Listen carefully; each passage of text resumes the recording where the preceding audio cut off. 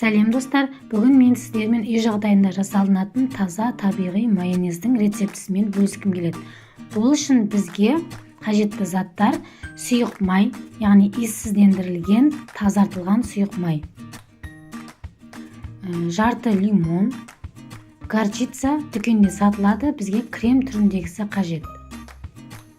Және бір дана жұмыртқа, жарты шай қасық тұз, бір шай қасық шекер қажет болады.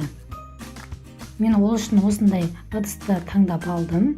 Енді оған бір жұмыртқамызды жарып саламыз.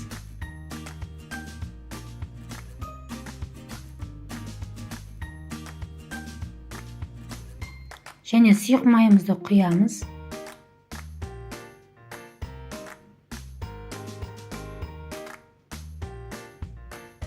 Жарты шай қасық тұзымызды саламыз. Және бір шай қасық шекер саламыз. Және лимонның соғы қажет болады, бір ас қасық. Соны қасықпен өлшеп алып құямыз үстіне.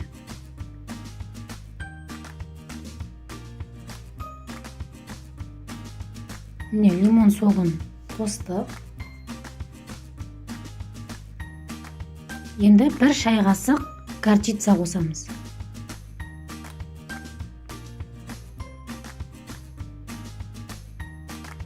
Міне барлық қоспаларды салып болдық. Және кішкене қара бұрыш сепсеңіздер болады, ол өз қалауларыңызша. Міне енді блендердің көмегімен араластырамыз. Ең алдымен блендерді түбіне дейін батырып, ешқандай блендерді көтермей, барлығы толық ағарғанша ұстап тұрамыз.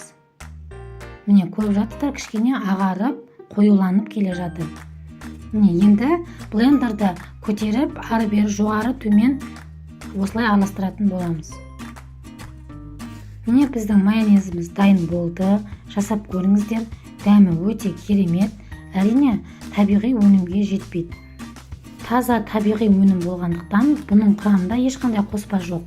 Сол үшін біз бұл майонезді тоңазытқышта 3 күнге дейін сақтай аламыз. Одан соң оның жарамдылық мерзімі бітеді. Сол үшін 3 күнде барлығын қолданып тастаңыздар. Видео сіздерге ұнаған болса, видеоға лайк басып, менің басқа да пайдалы видеоларымды жіберіп алмас үшін каналыма тіркелуді ұмытпаңыздар. Астарыңыз дәмді болсын.